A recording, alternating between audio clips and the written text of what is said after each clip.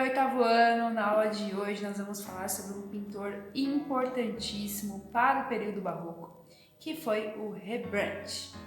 Humbert Harrison van Helmont nasceu no dia 15 de julho de 1606, nos Países Baixos, hoje conhecido como Holanda.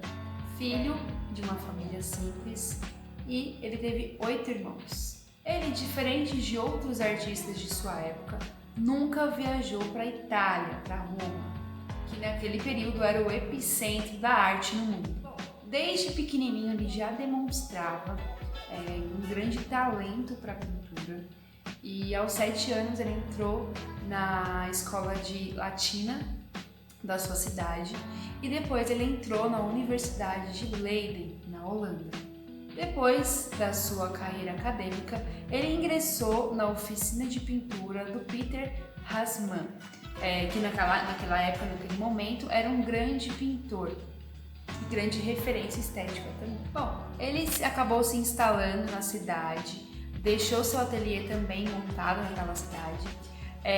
Além de pintor, ele também era gravador, então ele trabalhava com gravuras. Depois dele ter sido reconhecido como pintor, a corte diária encomendou diversas obras para o artista, então ele ficou mais reconhecido ainda. Já no ano de 1634, ele casou com a Saskia e com ela teve 4 filhos. No entanto, uma tragédia familiar. Os 3 filhos dele morreram muito novinho e somente um, que foi o Titus, sobreviveu. Sua mulher, a Saskia, ela foi a verdadeira modelo artística para o pintor. Ele usou ela como referência em diversas obras artísticas. No ano de 1639, ele compra uma mansão na Rua dos Judeus, na verdade era um bairro judaico, e ele transforma aquele bairro num epicentro cultural. A sua casa tem diversas louças valiosas, objetos valiosos, molduras, móveis valiosos, e ele começa a morar nessa mansão que é muito divulgada naquele momento, naquela época. Já no ano de 1642, a sua esposa ela vem a falecer e o Rembrandt ele fica muito triste. Além disso, ele começa a perder a sua herança, ele começa a empobrecer, começa a ter muitas dívidas, muitas coisas para pagar e acaba ficando um pouco depressivo por conta disso.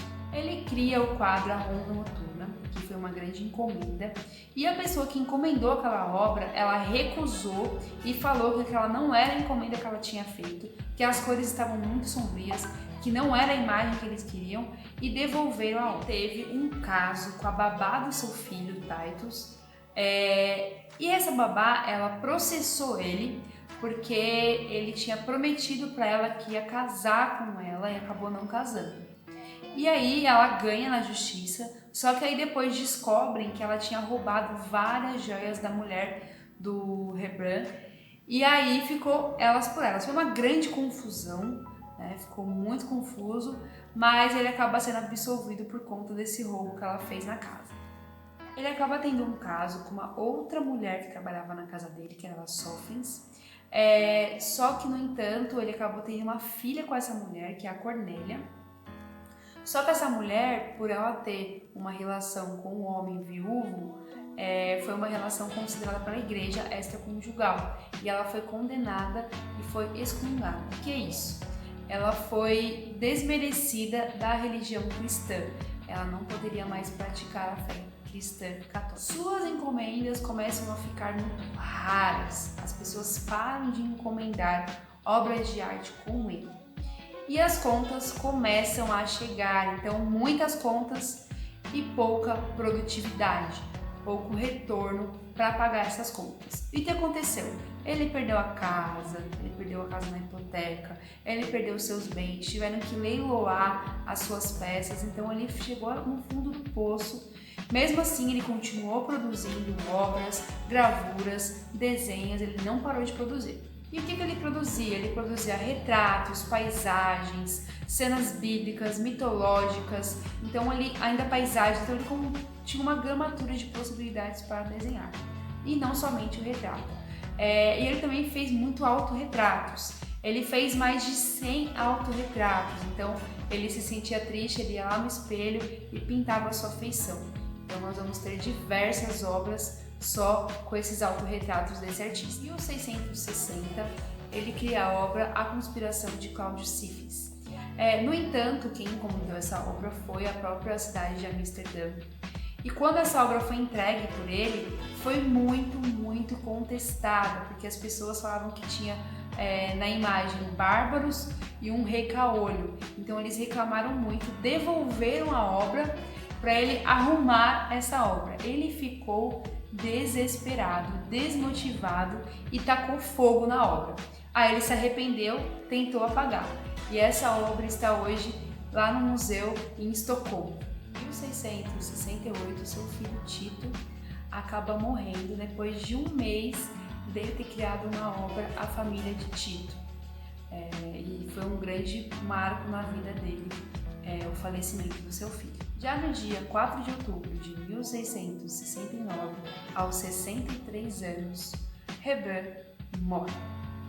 Bom, então vamos às principais características das obras desse artista e o porquê ele é tão importante e aclamado por todas as gerações. O primeiro fator é o intenso realismo e a veracidade dos fatos.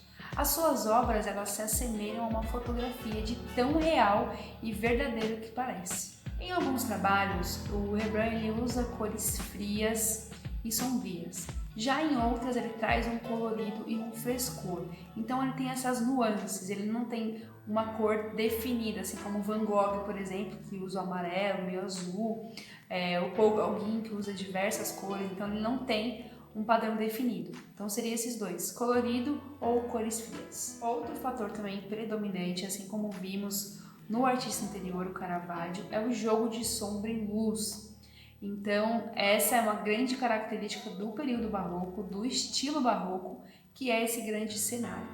A presença marcante da tinta, então ele criava um certo relevo, então a quantidade de tinta que ele utilizava era maior do que os outros artistas, dando uma espécie de elevação na tela. Outro fator muito importante é que todas as cenas coletivas que ele criava, e até mesmo alguma cena só de uma personagem, ele sempre capturava aquela imagem no clímax, né? Então, na explosão daquele acontecimento.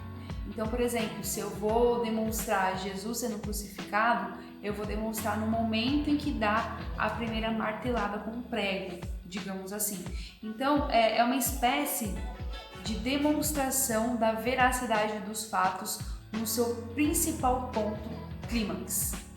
Fator importante também é que a pessoa que observa a obra do Rembrandt, ela tem que ter uma percepção ativa, ela tem que verificar e olhar cada detalhe da cena.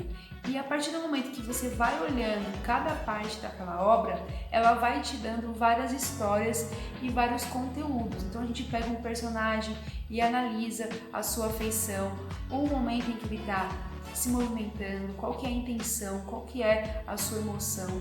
Então ele passa todos esses aspectos através da sua pintura, através da sua personagem. Muitos clientes eles queriam que o Rembrandt retratasse aquilo fielmente, mas o Rembrandt ele não só fazia algo naturalista, mas sim com muita emoção envolvida. Então ele não tinha só o aspecto de mostrar aquela cena, mas mostrar de uma maneira mais sentimental e afetiva. Em 1911, a casa em que ele viveu em Amsterdã se tornou um museu do artista.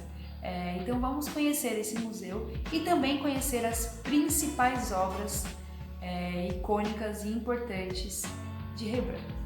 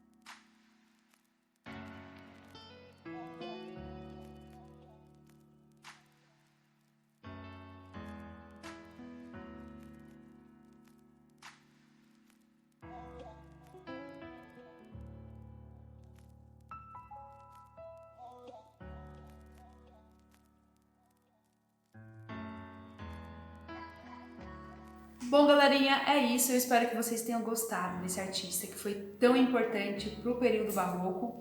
E até a próxima aula. Beijos!